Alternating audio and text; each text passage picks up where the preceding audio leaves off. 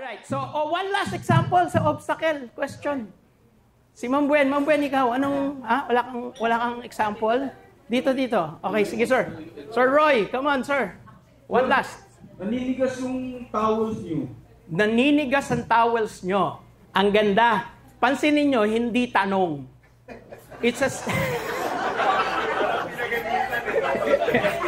Ang ganda, hindi tanong. Diba? Hindi. Wait.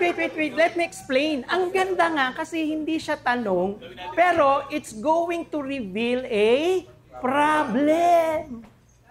So anong ang ganda ng example mo, sir? Seriously.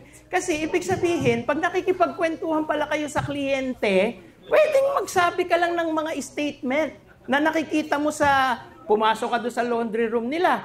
Tapos, di ba? Oy, medyo madilaw, medyo matigas tong towel mo. Sinasabi mo lang naman, di ba? Ang tigas naman talaga eh.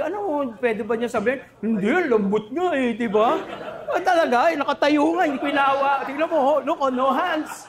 Di ba? Gano'n, di ba? So, that's good. That's good. Di ba? Why? Kasi, pwede nila sasabihin nila, yun nga eh, namamroblema nga kami. Sige.